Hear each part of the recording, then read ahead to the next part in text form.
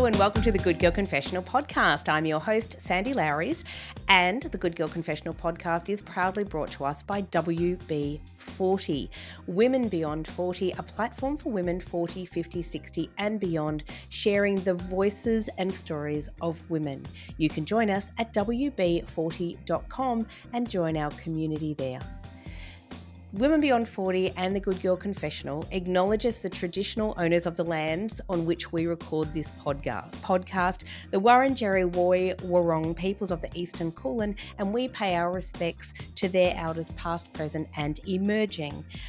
Today in the Confessional, I am incredibly honoured and excited to be talking to an amazing author and educator. Her name is Debra Dank, and Debra is a proud Gudanji Wakaja woman, and her career in education has spanned over 40 years, where she has made an extraordinary impact on so many people's lives.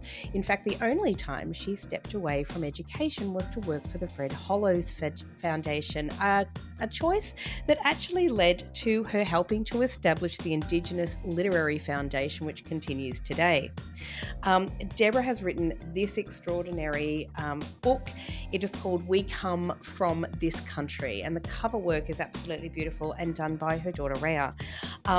We Come From This Country shares the stories of Debra's family, but also of the Gudanji people as a community.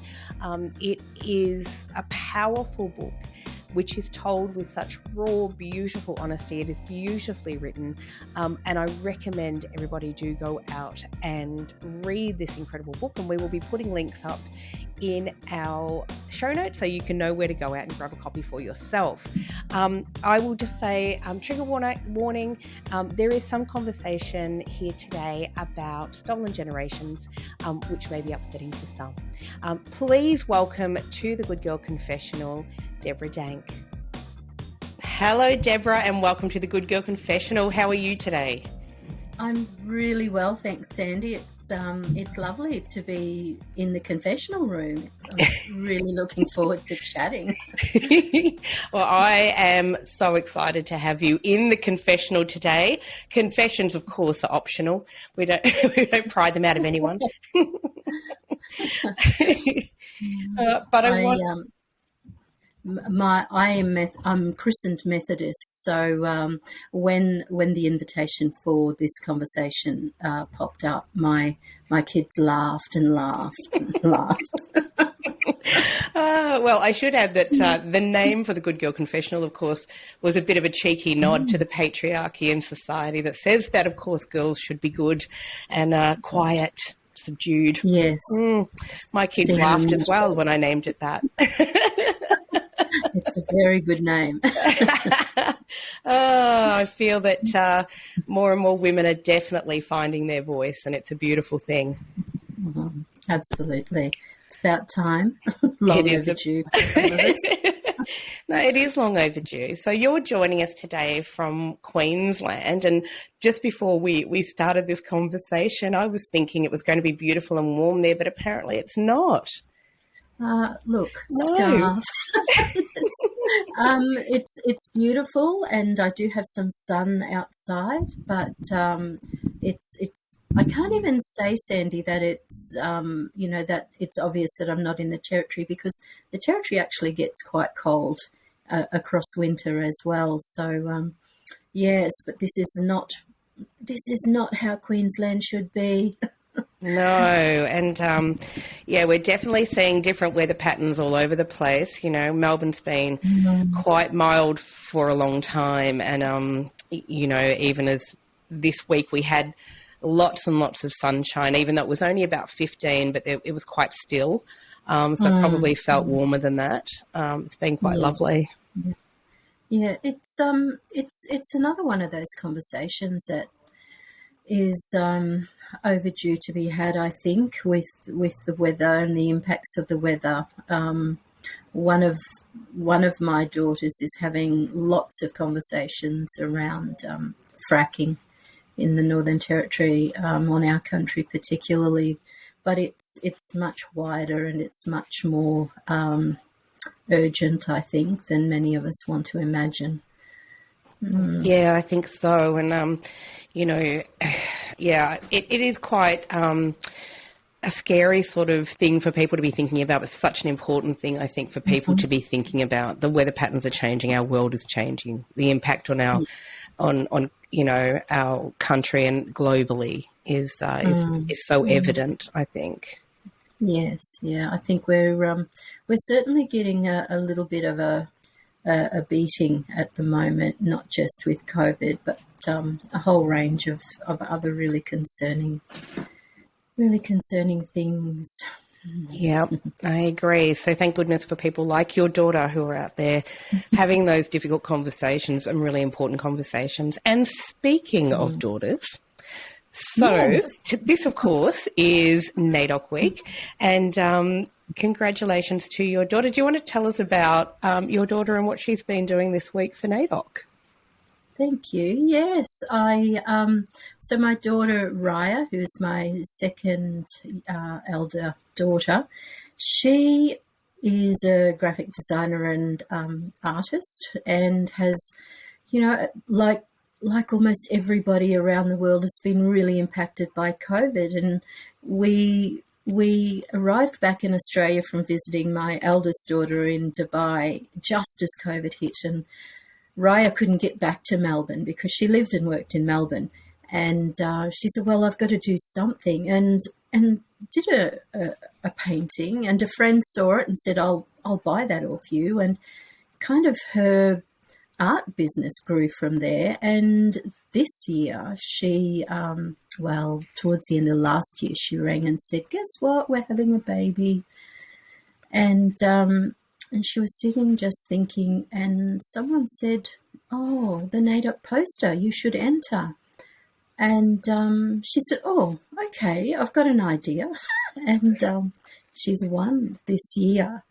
And it's been a pretty amazing journey because we have recently lost a very significant woman in our family. And so, both of my daughters and my son we're still reeling from that loss. So the energy that Raya put into designing that poster kind of comes from a place of grief, of celebration, of really good, strong family learning and knowledge and relationships, and being cognizant, I guess, of her privileges and this really big loss to our family. So, yeah, she's really, really happy to have won, and is very proud to have caused further conversations to happen. Absolutely. And I actually follow her on Instagram and follow her work, which is absolutely beautiful. And congratulations to her, because the NAIDOC poster is stunning.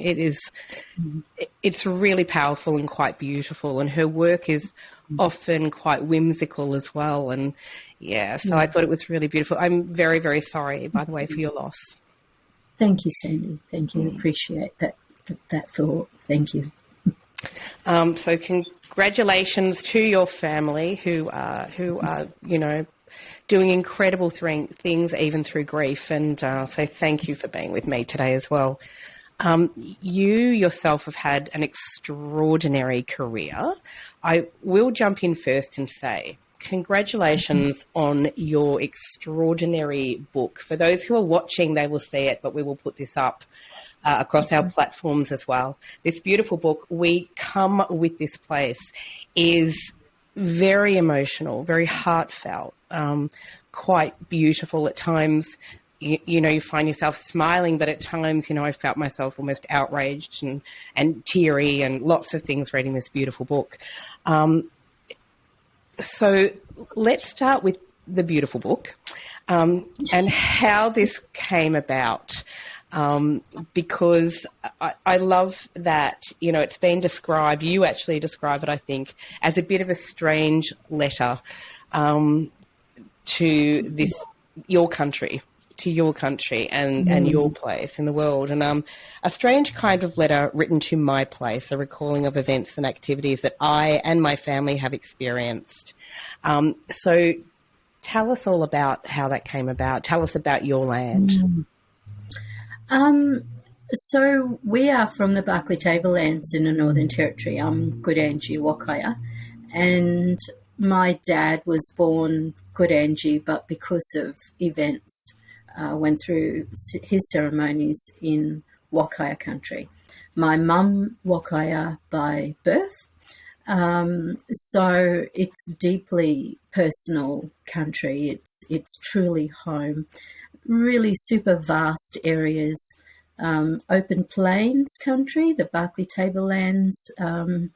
If you're driving from Camberwell towards Borroloola at about 95 kilometres across the Tablelands, we come across the tree, which for a very long time housed an eagle nest, which was probably about 1.20 meters above the ground, and it was the scrawniest little tree, but it held on to this amazing nest that was there for a long time. The country is, of course, been used as pastoral lands for a very long time, so that's been part of our history also. And then it butts up to that amazing gorge country right up towards the I suppose Arnhem Land, the bottom of Arnhem Land, and we have these spectacular rivers that are full of crocodiles and barramundi and mudgee, the freshwater crayfish. So it provides, this country of ours, it provides all of the love and nurturing and living that anybody could possibly want. But it's undergoing a lot of change and a lot of strain at the moment. And this book, which, thank you, I think it's quite beautiful, that cover. Again, Raya was coerced into helping her mum and did the cover for me. It's absolutely, I'll turn it this way, I'll try and see if people can see. It's an absolutely stunning wrapped cover. It's really beautiful. Yes, it's lovely. And that silhouette is my dad.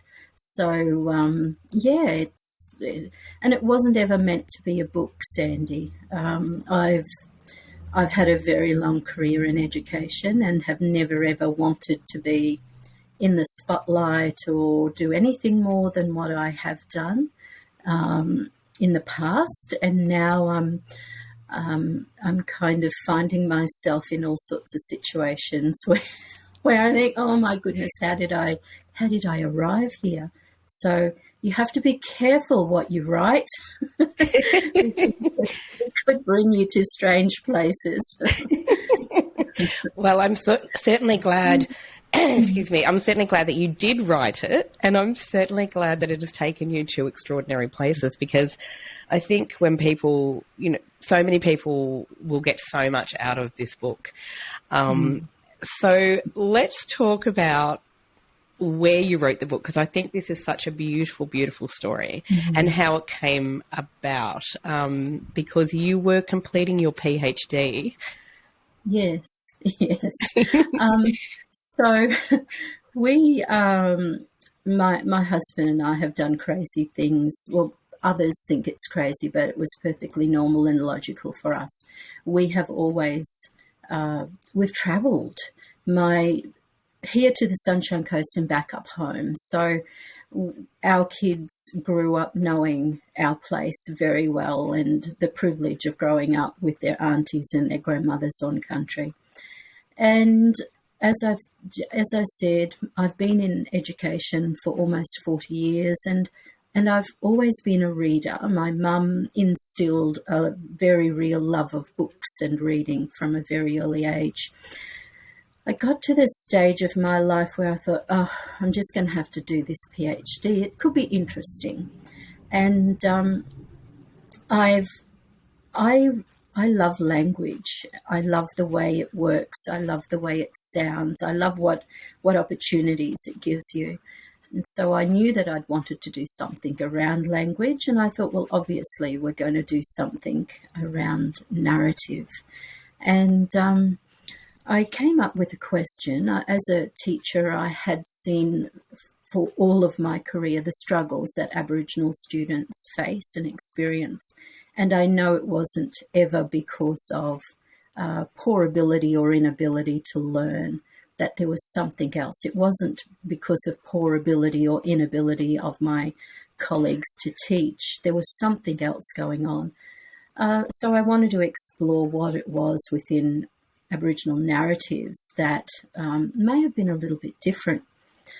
And so to do that, I needed to understand exactly what the components and the functions and the mechanisms within that those narratives really were. So I picked my own mob to be the guinea pigs because it was the obvious choice. I had that insider knowledge. And I was fortunate enough to get a scholarship from Deakin University, and said to Rick, I think that I really need to go home and do this, to write.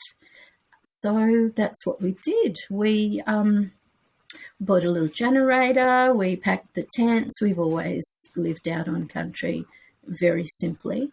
So it wasn't a terribly daunting thing. There was a lot of excitement, and hopped in the troopy and off we went. And we lived out bush on country for about 6 months while I wrote, and it was a pretty amazing time. We would get up in the morning, as my kids say sometimes when they're feeling in a bit of a cheeky mood. That's because you're old people, Mum. Aren't we all, Deb? Yes, we all. But getting up in the morning and checking what crayfish we had for breakfast and eat those, and then go walking, do some writing. I like drawing. I'm really interested in botanical illustration. So beautiful life, beautiful life. Oh, it sounds... It sounds absolutely tranquil and beautiful, and I'm so envious. I'm sitting here drooling, going, really, crayfish for breakfast, and barramundi you were talking about before, and what a beautiful, beautiful sort of idyllic way to live, right?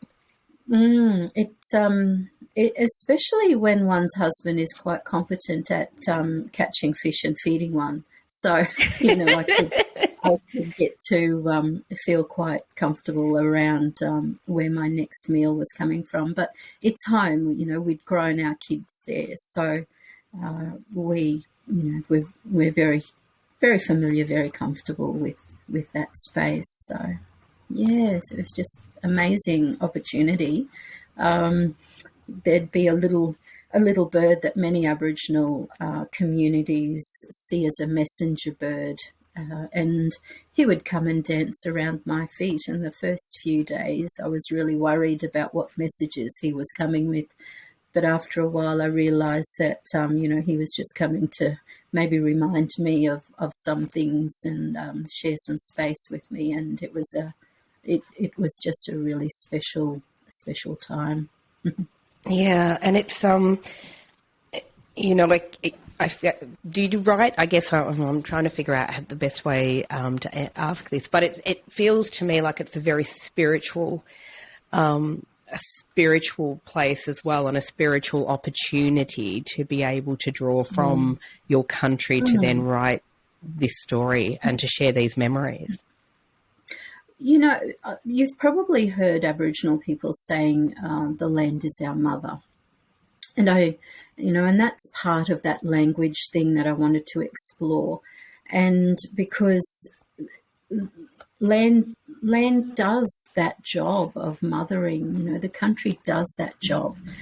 But there's something else as well. And, without taking any of the role of nurturing or mothering or land growing people away from the other, that comparison between land or country and mother.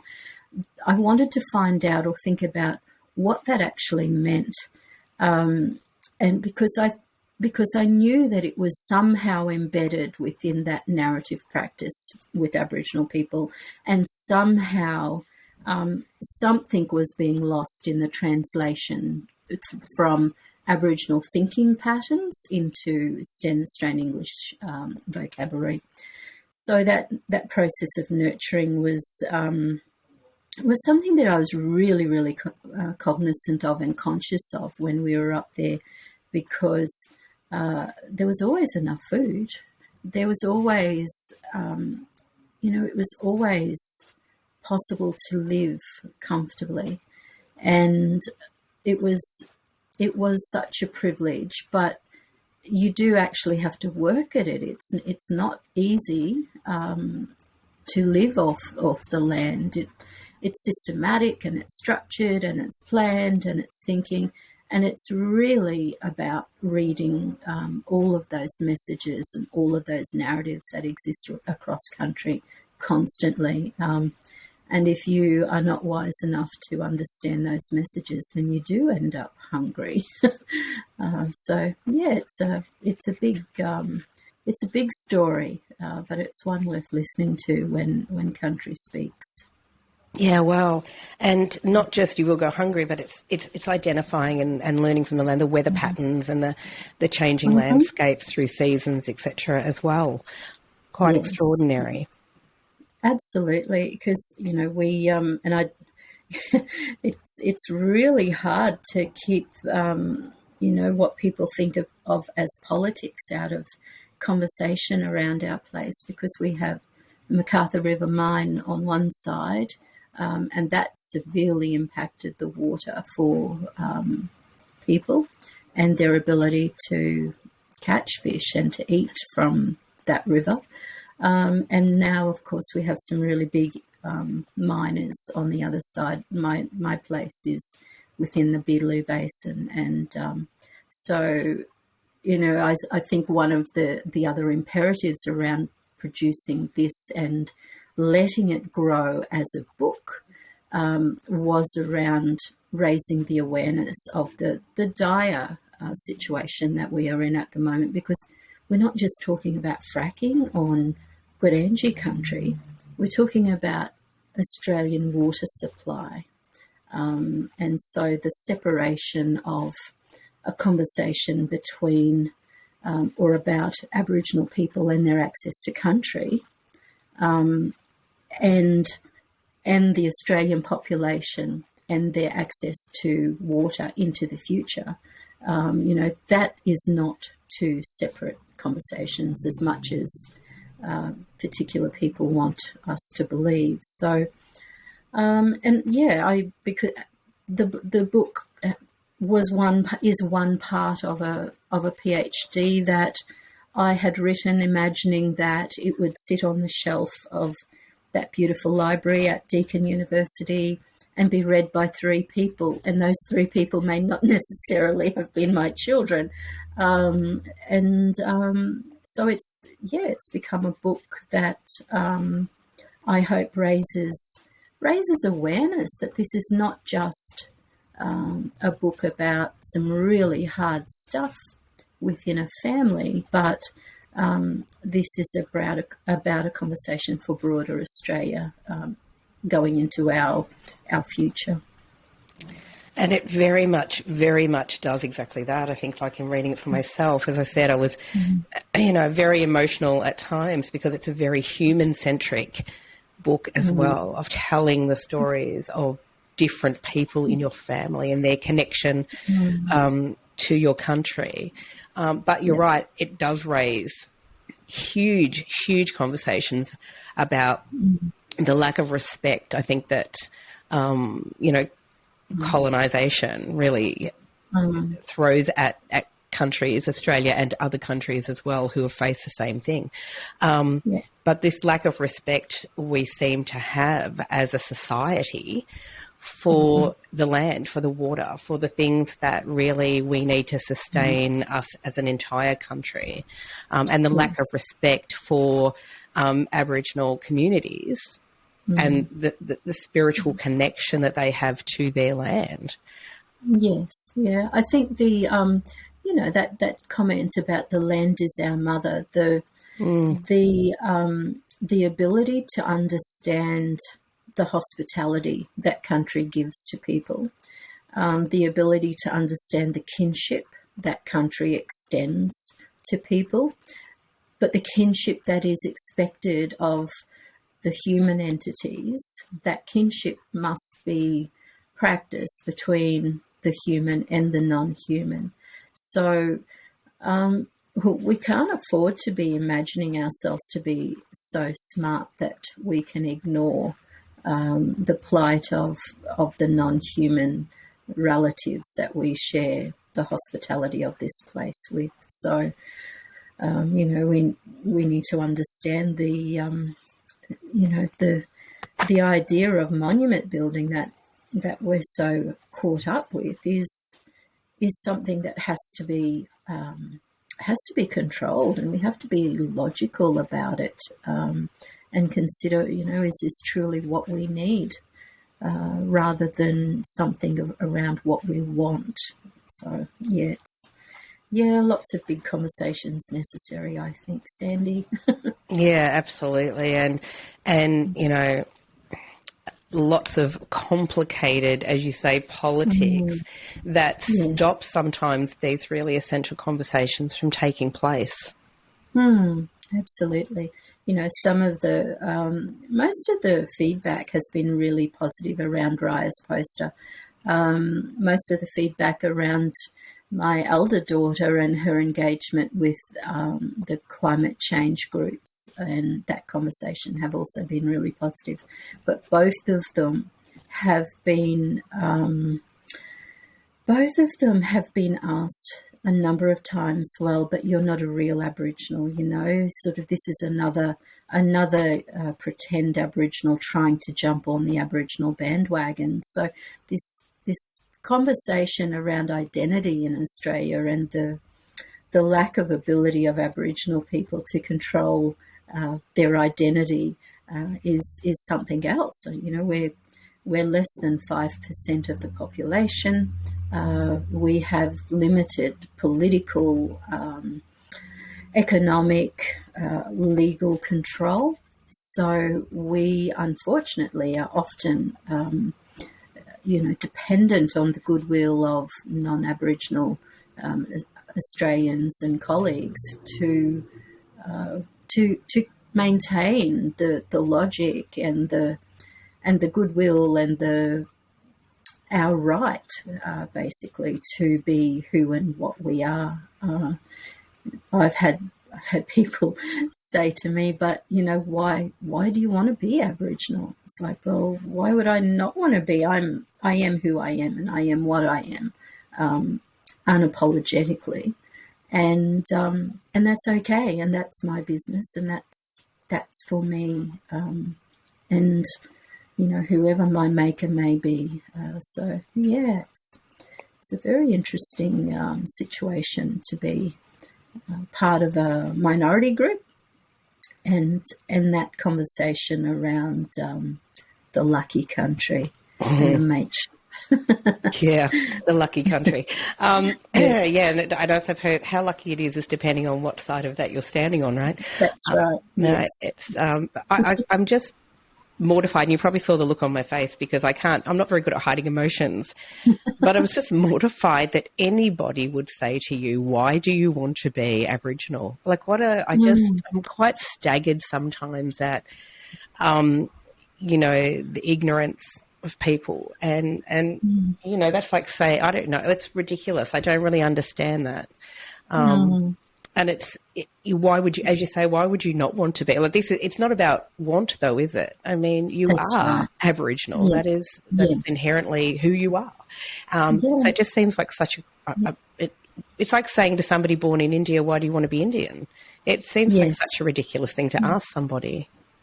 Oh, It's surprisingly more common than you'd expect, unfortunately, but because I think it goes back to this notion of the mateship and the lucky country, because we as Australians, we have this amazing country, and the frustration for me and possibly other Aboriginal people is that we are not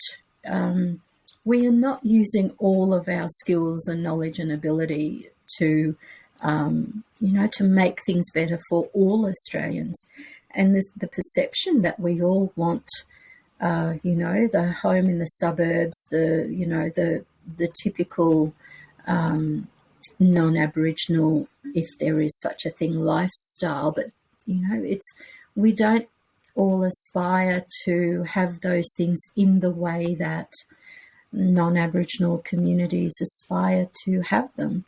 I have all of those artifacts. I have my house.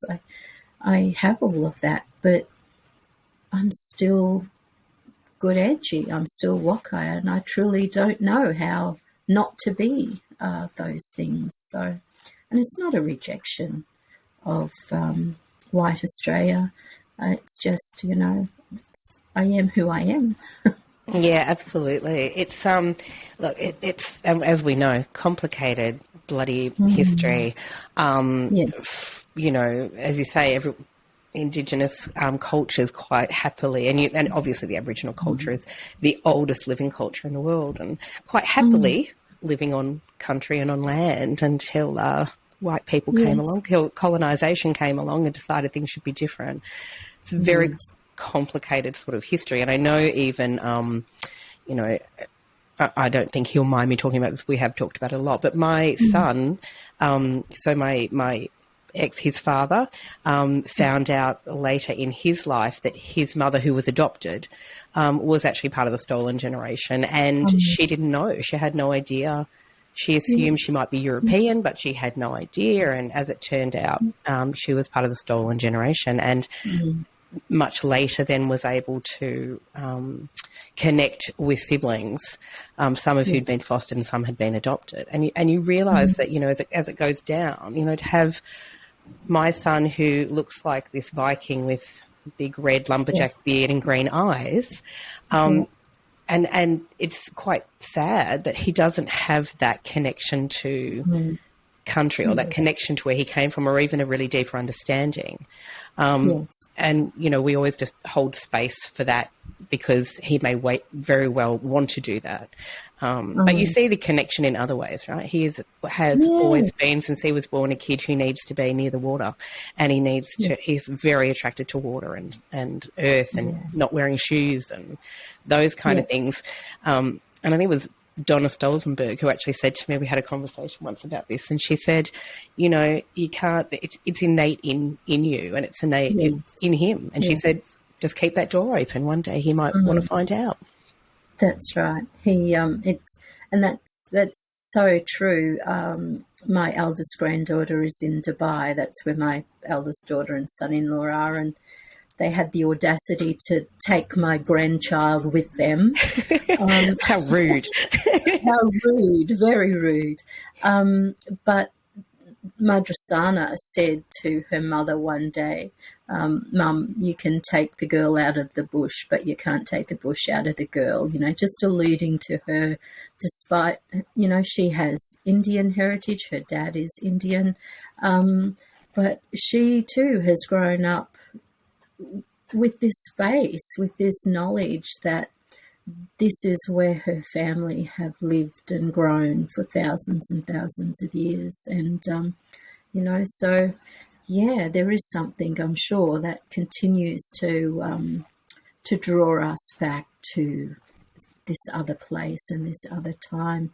I think those, the realities around events of colonisation, because people again often say, well, that's in the past. It's, is it not time to move on? Every day we get up and we are moving on with our lives, but we are all products of our past. I'm also a member of the Stolen Wages group, so the impact of colonisation hasn't stopped. It will continue to reverberate throughout our families for a very long time to come. Absolutely. And, you know, yeah, as I said, very complicated, but you know, I recognise, you know, as a white woman, my bloody privilege. And so it's, you know, I like to hold space for these conversations, to hear people like yourself share those stories, because it's important. It's really important that we learn and we understand.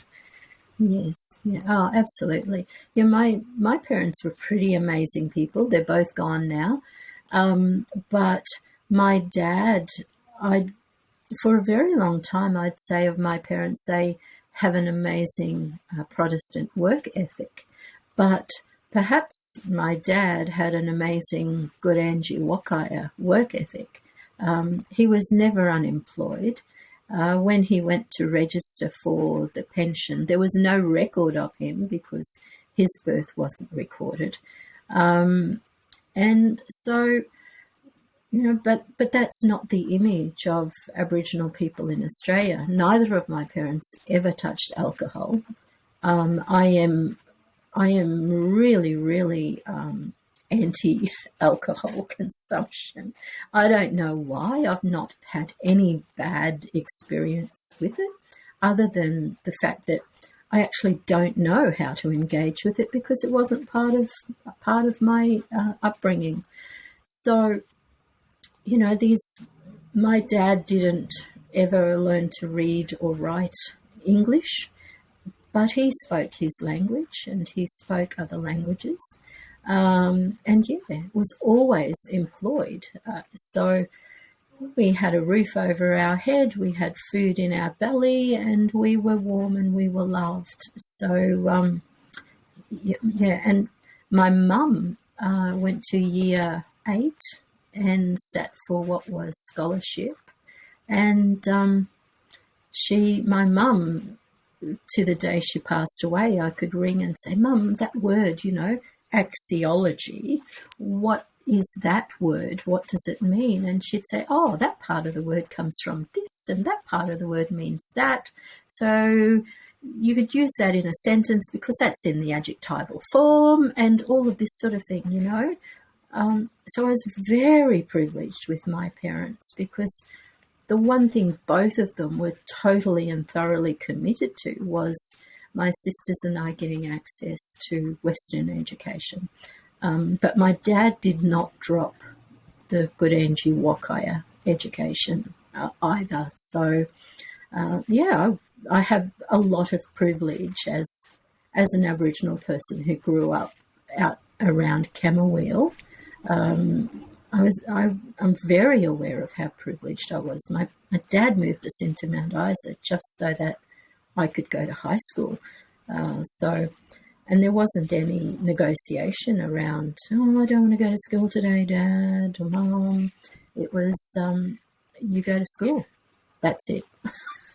Broken leg, hop on your other leg, go to school.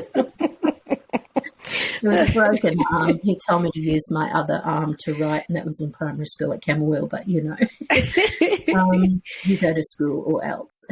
Yeah. He put me on the plane to go to university to James Cook, and when I was still 17, and he said, "You come back before you finished, and I will kick your beep all the way back." So, you know, I knew he was serious. What a gift, though, that he was so dedicated clearly to his children. But what a gift, too, that your mother had such an extraordinary understanding and love of language, because she's clearly passed that very much on to you. Yes, yes. My mum was an amazing woman. You know, like I said in the book, she would volunteer to cover the school books and the town library books just so we could read them. And we always felt so guilty, you know. It was just this in the corner of the room, kind of read. And quickly, you have to read faster because they're going to want to know why we haven't covered them already. So quick. So, yes, yeah, she's an amazing woman, my mum.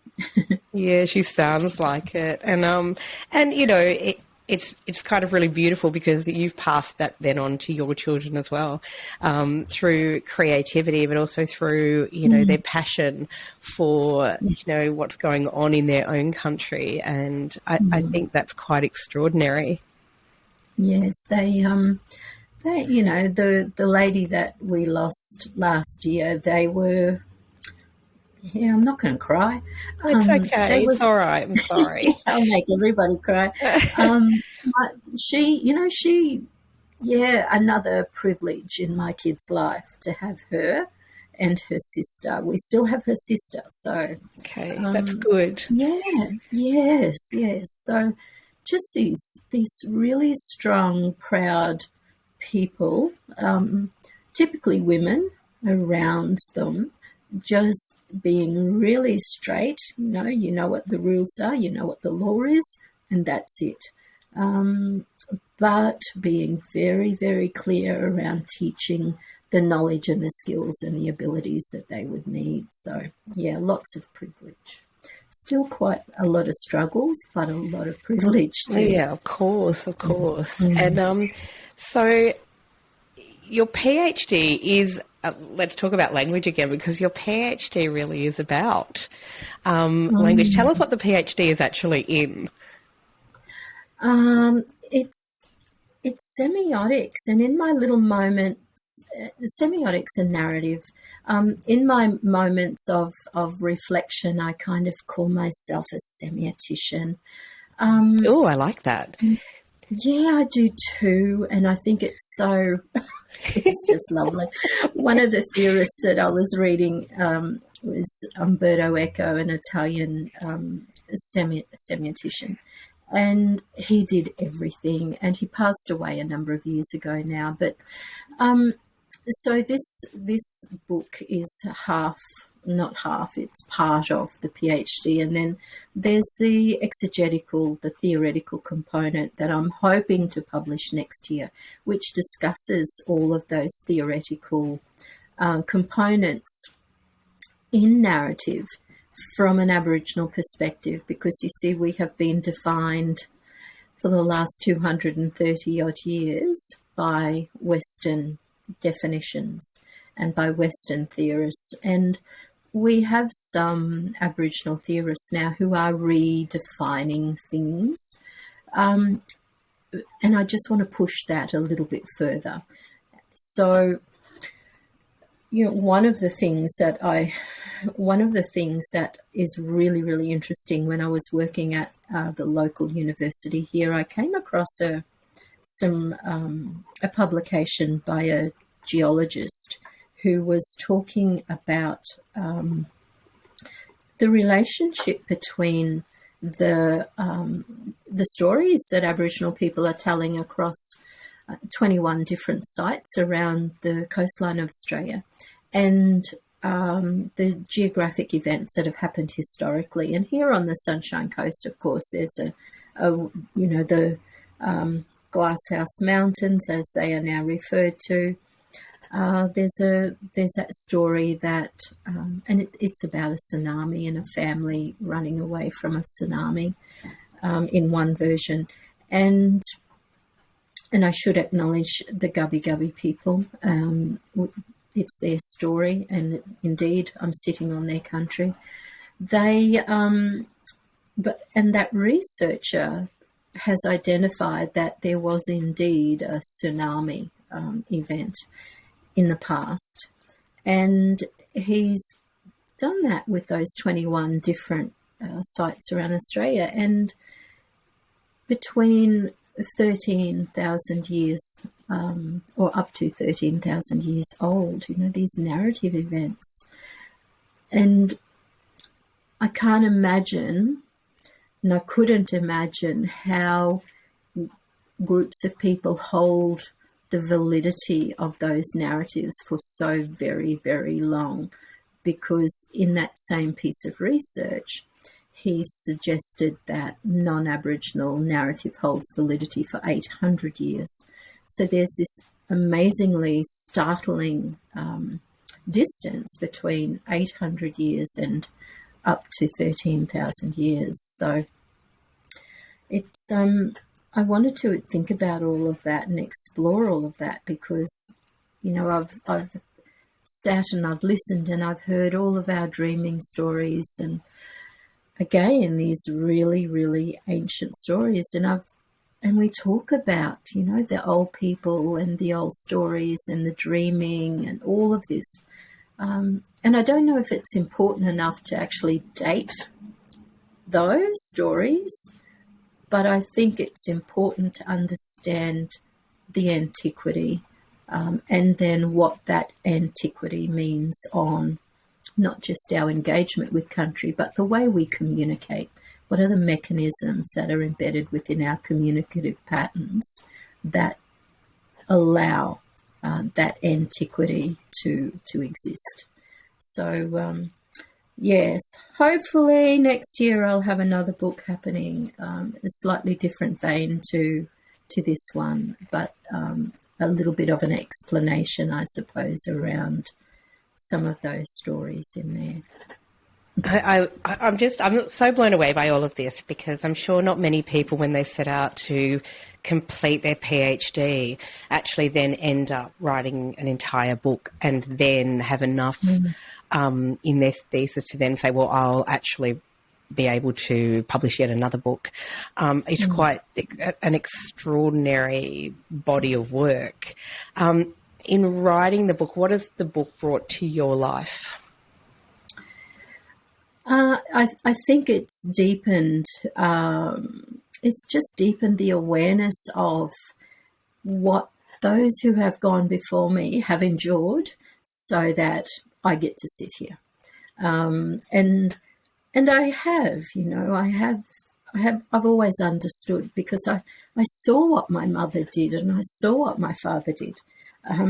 But just having the time to actually reflect on that, rather than just responding and thinking, oh, you know, when I was because my mum taught me most of, a lot of primary school, my mum taught me. And when we got to year 6, she said, oh, we need to go into town because I can't teach you anymore, I don't think, because she'd only gone to year 8. And so they said, well, we have to move into Mount Isa and you have to go to high school. And I thought, oh, okay. So I knew that high school was year 10 and year 12. And I got to the end of year 10 and I thought, oh, yay, we're going to go home now. We're going to go bush.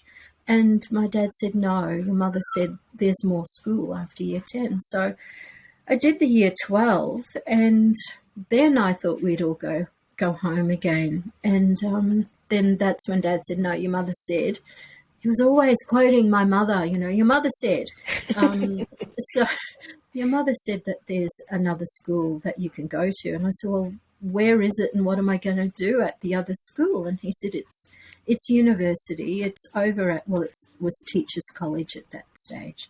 It's over at Townsville and you're going to be a teacher. And I said, oh, far out. So, you know, when do I get to go home? But the privilege of having that kind of expectation within your family, and then the commitment to getting there, is pretty phenomenal, you know. And I can see that kind of commitment to achieving something has existed for a very, very long time throughout my family's history. So, yes, that's, you know, and they're the only reason I get to do this. They're the only reason that Raya has managed to win the NAIDOC poster and has an amazingly successful business, and why my son gets to go and join the Air Force, and why my other daughter lives, you know, this amazing life of fighting for country. They're the reason. So, yeah. What a beautiful, it's just a beautiful reflection, isn't it? It's absolutely gorgeous. Yeah, and it's true. It's interesting. I actually went to primary school in Townsville for a few years when I was a kid. There you go. Nice. Yeah, it's a, now that's hot as opposed to Melbourne. Yes. It gets quite warm up there, and have very fond memories of going to school there and the beautiful Magnetic Island. I think that's what I most remember. Gorgeous. Yeah. Yes. So and strangely, we were up there because my dad was in the Air Force. So there you go. Oh, Yep. nice. Yep. Yes. I really wanted to quickly talk to you as well about, because I did mention before, you do have an extraordinary career, and as you mentioned, 40 years in education across a number of fields, doing a number of different things, which is an incredible career in and of itself. But that sort of led you worked for the Fred Hollows Foundation to develop you were a literary development facilitator. Talk to us about that, because I think that would have been absolutely fascinating. Oh, well, I have to start a little bit further back. When I was very young, Fred Hollows came to Mount Isa, and we were out on a station, and my entire family, including grandparents, we sort of all packed up, sort of got dressed in our visiting town best outfits and went into Mount Isa, and Fred Hollows checked everyone's eyes. And so, I was raised by parents who said you don't ever own anything if you have not paid for it, and you always have to pay back. So when I was working here on the Sunshine Coast, I was Regional Manager of Indigenous Education with Education Queensland, and I had a phone call from someone in Darwin who was running the Fred Hollows Foundation up there, and they said, "Oh, we heard that you're really keen to come back to the Territory. I've got a job if you're interested." So I took a pay cut, and we went back up to the Territory, and we lived in Darwin for the first time, which was really interesting because, everybody associates Darwin with the Territory, but we hadn't ever kind of done that. It was always Borroloola. Borroloola's the nearest town to where our place is. And yes, I was the literacy development facilitator, and my role was to put in place, develop and implement exit strategies for 4 of their literacy programs, and then to develop one of their projects, the Indigenous Literacy Project, as it was at the time, into a distinct and separate foundation. So those crazy people at Fred Hollows paid me to drive around to remote communities and talk to people around what sort of interests they had in literacy work, what was going to be something that would work for them, what did something have to look like for them to engage and for them to gain any benefit or to see benefit for their children. So I did that, and that the Indigenous Literacy Project grew into the Indigenous Literacy Foundation, which I'm really pleased and very proud about. And, because I started at Fred Hollows, and the manager said, we've got this bucket of money, and an ex-school teacher had this idea of wanting to have children have access to books, and of course she was talking about the amazing Susie Wilson at Riverbend Books in Brisbane. And so, yes, it was just a wonderful, wonderful time and a great opportunity. And so we started off with the book supply, because Indigenous Literacy Foundation has 3 branches, if you like, or 3 arms of work, which are sort of developed. So the book supply, and then Susie said, I'd really like for something for littlies. So again, I talked with a whole lot of people in remote communities to get their idea of what that might look like. So we had the Buzz Books project developed. And then a very dear colleague, Karen Williams with ILF, she said, well, how do we get people to read books? And I said, well, and I didn't understand where that question came from, because I've always been a reader, and I've always been a reader because my mum gave me books I wanted to read. So I sort of said to Karen, well, you just give people books that they want to read. So we had people develop their own narrative, their own literature, their own books. So it's still doing really good work, and I'm hoping that it will do really good work right into the very distant future, because it's a really worthy cause. I think everybody needs to have access to literature that they want to engage with. So yes, that was one of the few times that I ventured outside of mainstream education, and it was a real privilege. I still kind of imagine myself attached. Well, I guess when you talk about the stories, I mean, the reality is that story, if they tell the story of how they began, of course you are attached and you are part of that, woven into that narrative. Yes. What an extraordinary opportunity, and how brilliant. Oh, it was amazing. It kind of nearly crippled me, but, crazy driving around all over for quite extensive periods of time, but absolutely loved it. I'd get back to Darwin and walk into the house that I knew the address was on my driver's license, so I knew that that's where I lived, and there'd be this man at the door, and apparently he was my husband, so, it was all good. It sounds like your husband, it's Rick, isn't it? Yes. Yeah, has been an extraordinary supporter, though, of your work and what you wanted to achieve, and that's always something really nice, isn't it? Well, I reckon I might be supporting his secret ambitions. When our children were little, when they were born, I went back to work, not because I didn't love and adore them, but because I suffered from postnatal depression, crazy. And I knew that I'd cope better if I was responsible for somebody else's children. So Rick stayed at home with our 3 kids. And, despite the loss that I feel in that, if we did it again, I don't think I'd want to change anything, because our kids have an amazing relationship with him. But I got home from work one day, Sandy, and walked in, and here's my husband with our maybe 8-month-old daughter, and he's kind of dangling her like that, walking her around the fridge.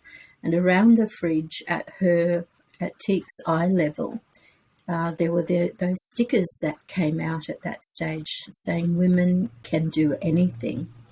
And so Rick had got a black pen and it written in there, black women can do anything. And so he's bouncing our daughter around the fridge saying, listen to Daddy now, black women can do anything, black women can do anything. I said to him, you realise she doesn't have the foggiest idea what you're saying, right? And he says, yes, she will. Yes, she does. She knows. So, yes, he's an amazing partner and an amazing dad. That's so great. But also, too, I started WB40 magazine, Women Beyond 40 magazine, and this podcast really is a platform to highlight how extraordinary women over the age of 40, 50, 60 and beyond are, and the hard-won wisdom that they bring to the world. Yes. And, I think your children, your son and your 2 daughters, also have an extraordinarily strong female figure, many strong female figures in their life. Yes. But, a mother who was out changing the world and doing things that you strongly believed in and helping communities and giving back to the Fred Hollows Foundation and giving back, though, to the communities that mean so much to you, right? That's, and through that, while Rick was bouncing your daughter around saying, Black women can do anything, the reality was their mum was doing everything that she wanted to do. Thank you, Sandy. I just think that, and it's something that I've always said too, because I've taught in pre-service teacher education for a good number of years now, and it's something that I say to my students constantly. As teachers, as educators, we stand in front of a group of students, but those students will become the community that we inherit.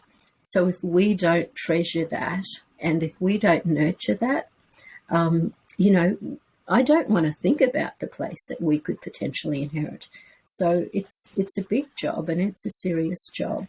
But we all have a role to play in creating the community that we want to inherit. It's not a touchy-feely kind of sentiment. It's the reality of who we are. It's part of the human condition. We want to feel safe and we want to feel accepted. So, and we all have a role to play in that. So, yeah, thank you, though. Absolutely. And I think that you are extraordinary. I think the work that you have done throughout your entire career is phenomenal. Doing this PhD will impact so many other people. You must be extraordinarily proud of what you've achieved. It has. I don't think it's sunk in yet, because I think I'm still a little bit in La La Land and playing a little bit of ostrich because I didn't, and I wasn't prepared for it to become a book. And again, Karen, I said to Karen, I think I'm going to submit this now, and I've written this narrative, and do you want to have a read, just as, because she's an amazing, her background in the book world is phenomenal. And she said, we've got to talk to a publisher. So I'm still thinking. I'm still doing a bit of navel gazing, Sandy, about this book business. But, I am grateful for the opportunity, and I do hope that people find something. I'm still struggling with what the adjective might be, because I don't want to say interesting or enjoy the read or anything like that, because I know that there are some really challenging parts in it.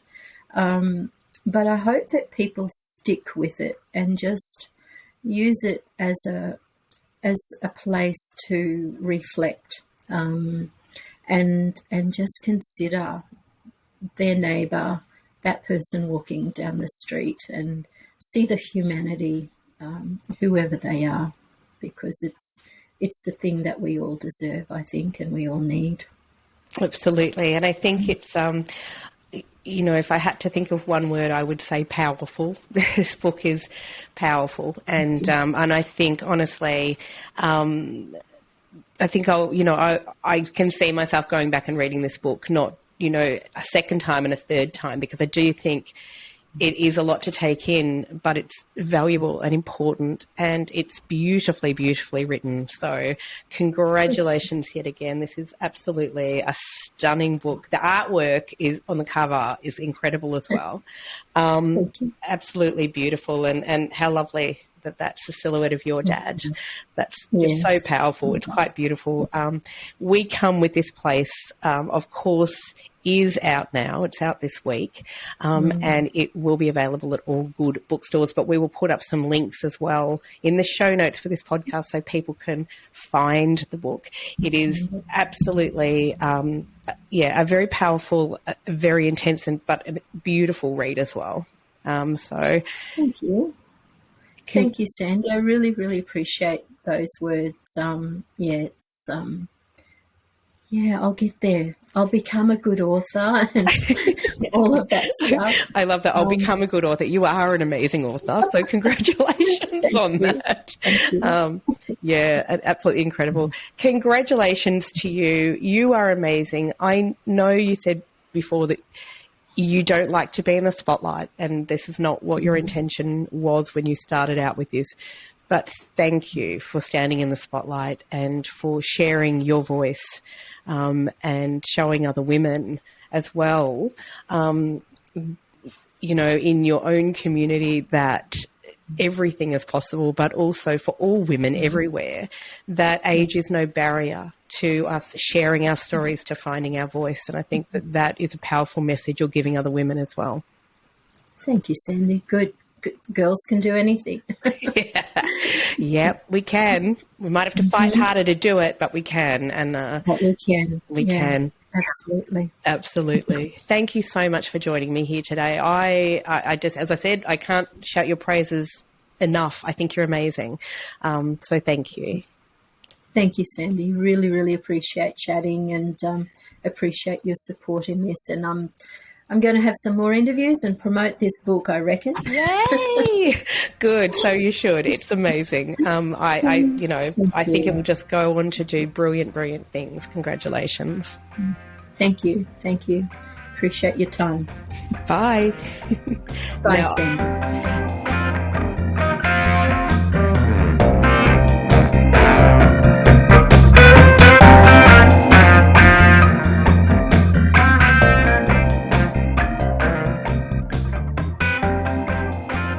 Thanks for listening to the Good Girl Confessional podcast. The Good Girl Confessional podcast is brought to you by WB40, Women Beyond 40 magazine, available now at WB40.com.